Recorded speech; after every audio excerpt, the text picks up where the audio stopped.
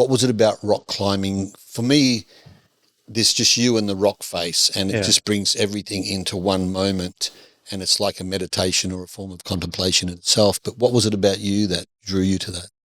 Well, I think I started off with abseiling at first, rappelling, and then after a little bit of that, it got a bit mundane, and climbing became interesting. And at that time, I didn't know of any other climbers around, so I just kind of hobbled together some stuff and did my own thing in a small way. But then, gradually, I found out that there was some actual real climbing going on in Queensland, so I got involved with that to an increasing extent over the next 5 years. There's different things that drew me into it, but um, once in it, the things that I started to value about it was I enjoyed placing myself between physical solid earth and the sky, which is out on your back, and being in that kind of zone between the two realms almost. Mm.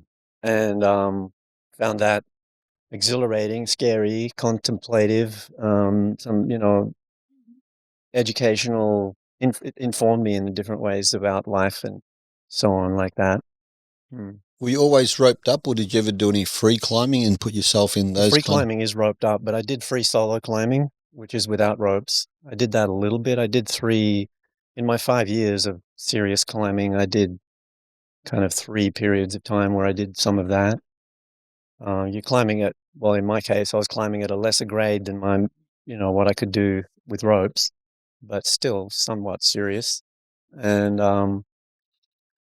I'd take it to a certain degree and then decide to pull out and go back to the ropes because the longer you stay solo climbing, the more the risks are. But, obviously there's people too who really specialize in solo climbing, um, and do it at very high grades and do it, ongoing, do it a lot. Eventually I decided, something about the rock climbing wasn't working for me anymore in terms of my search for the meaning of life or whatever you want to, Mm. however you want to say it. But, and so I kind of was a bit despairing of that, which I mentioned in the book, in my book, but, um, that led me to a whole other life experience, in due course. Um, Yeah, I mean, rock climbing's only rock climbing really after all. And I wasn't prepared to really even make that much profound, like psychological or spiritual use of it at that point. I was only in my early 20s. Okay. Yeah. One of my favourite docos or films of, I think it might even be called Free Solo, about the guy who Yeah. free soloed El Capitan. Yeah. You've seen that? Yeah. Yeah. What? Alex Honnold. Yeah, what a Yeah. remarkable feat! Like, Yeah. if people haven't seen that, I'd encourage them to watch that. I mean, in terms of human endeavour, It's what incredible. an Yeah. amazing accomplishment! What a Yeah. unique individual! Yeah. Yeah. He is.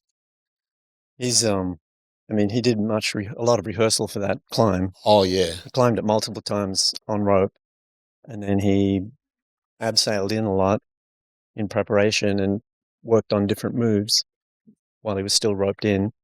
And then finally figured he'd had it all dialed up well enough. And I think there was one day he was going to go do it and he decided he wasn't ready. A few weeks later, I think he was ready and it all happened. yeah. And I think there's one part in the movie I remember where, because his partner, his girlfriend, was there, Yeah, and then he yeah, realised he couldn't do it if she was there, yeah.